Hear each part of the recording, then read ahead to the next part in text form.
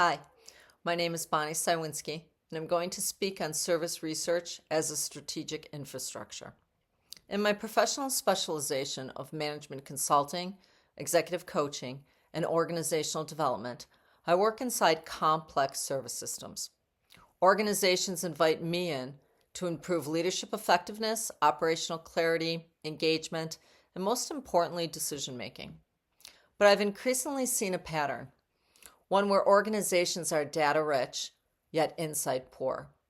What service research offers my professional practice is not just better methods. It provides a disciplinary infrastructure that will strengthen how I define problems, engage stakeholders, and connect insights to action.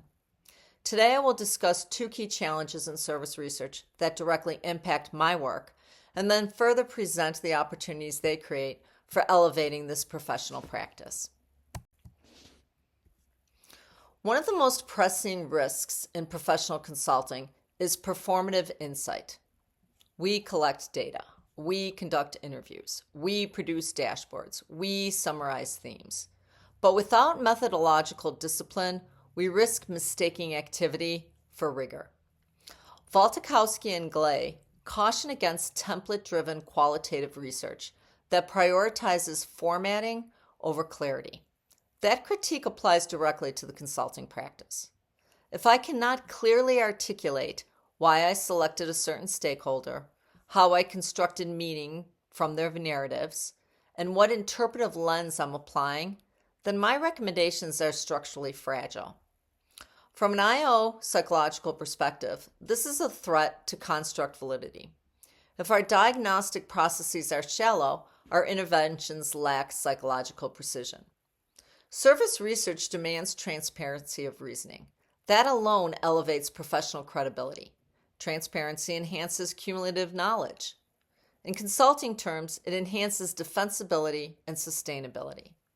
It ensures that recommendations are not intuitive reactions, but theoretically grounded interventions.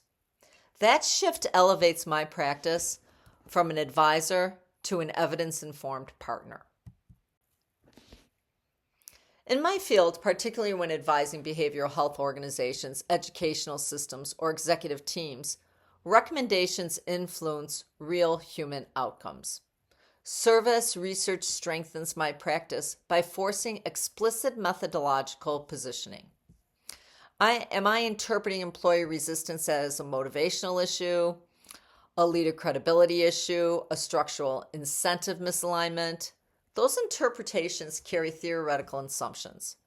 Waltikowski and Glay argue that methodological transparency increases both credibility and cumulative knowledge.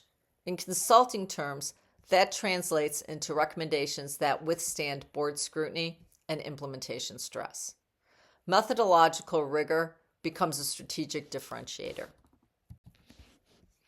A second challenge in service research, and especially in consulting, is superficial collaboration. Organizations often gather feedback from employees, but exclude them from the interpretation and decision-making based on that feedback. Weaver, Hunter-Jones, and Donnelly argue that transformative service research must embed collaboration throughout the entire research cycle. From an IO psych lens, this is about psychological ownership and change readiness. When individuals co-construct meaning, resistance decreases and commitment increases.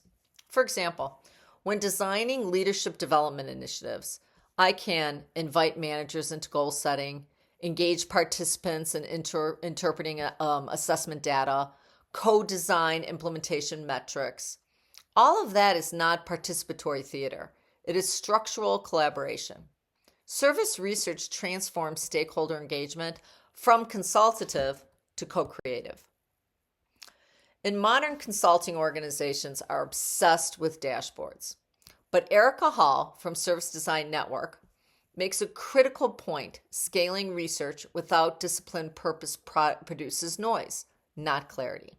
Service research reframes analytics around decision architecture. If I'm building a dashboard for a marketing and development team, I must ask, what specific funding decisions will this influence? What campaigns will change based on these metrics? What behavioral adjustments are expected? Without that structure, data becomes performative accountability. From an IO psychological standpoint, this is about taking measurements to behavioral change mechanisms, expectancy theory, feedback loops, reinforcement structures. Service research demands that we close the loop between insight and action. The most provocative contribution of service research to my field is ethical. Consulting often optimizes efficiency and performance. Service research asks, performance for whom? Weaver positions transformative service research as oriented towards systemic well-being. When working in behavioral health or educational environments, service interventions influence vulnerable populations. Service research compels examination of who benefits from change, who is excluded, what power structures are reinforced. From an IO perspective, this connects to justice perceptions, trust, psychological safety, and long-term organizational health. It elevates my practice from operational improvement to systematic responsibility. Service research does not simply improve my methods. It reshapes my professional identity. Instead of delivering expert recommendations, I become a research-embedded change architect. Instead of measuring satisfaction, I measure behavioral impact and system evolution. Instead of producing reports, I construct decision infrastructures. This is deeply aligned with IO Psych's commitment to evidence-based practice and systems-level intervention. In conclusion, service research is not an academic add-on to consulting practice. It is strategic infrastructure. By improving methodological transparency, embedding collaboration across the life cycle of change, and insisting on disciplined integration of research into decision-making, I elevate both the scientific rigor and the transformative capacity of my work. For my professional specialization, consulting, coaching, and organizational development, service research provides the architecture required to move from insight generation to sustainable system change. And that is the level of practice I'm committed to building. Thank you.